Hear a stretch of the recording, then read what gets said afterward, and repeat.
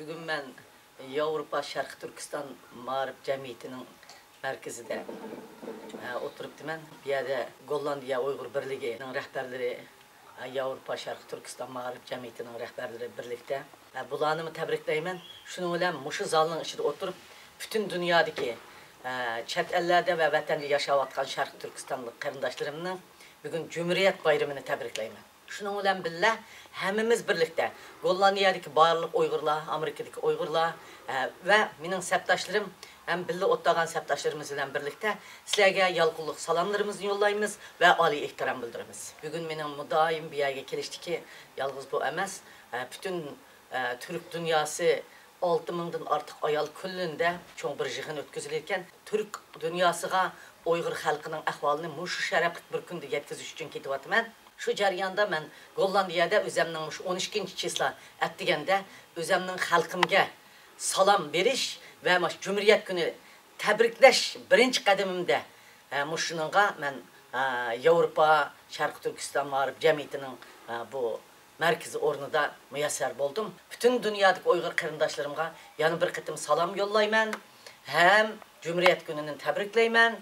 Bizden dini heyetimiz Kurban heyet, Ruzi heyet, kandak tebrikleyen bolsak, bugün Cumhuriyet günü, Şarkı Türkistan'ın müstakillik günü, bizden hem dini heyet bayramımız, hem devlet bayramımız buludu. Uygur halkının devamlılık bunu tenteni bilen ötküzüşünü. Yani bir kıtımlık Cumhuriyet gününü Şarkı Türkistan'da inşallah pat fırsat yakın saatte öz vatanımız Şarkı Türkistan'da bayrak çıkırdığın bir fırsatlarga erişemiz dep oylayman.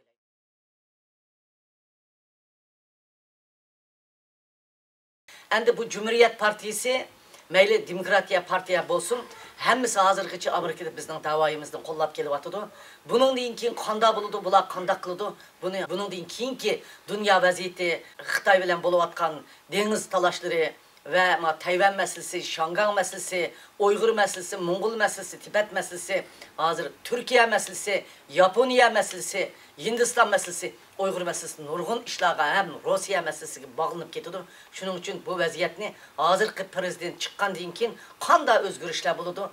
Onu biz bilmeyimiz aşının karta hareket kılımız dep oylayman. Bırak Cumhuriyetçilerininki kongrestiki senatordaki cık adamlar bizni kollaydı. Demokratlar mı okşaş kollaydı. Bizni kollaş ortak.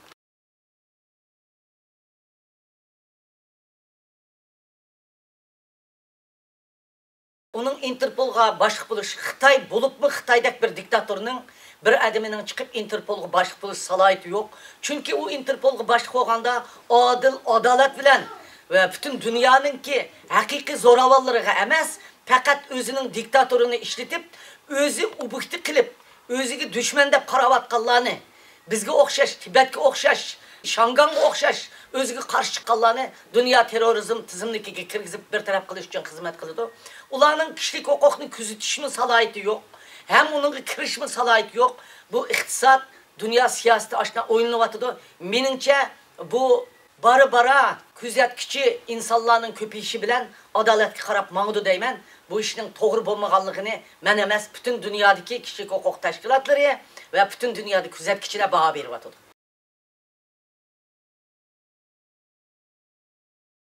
Uygurlarning istiqboli özünün ittifaqlashishga bog'liq.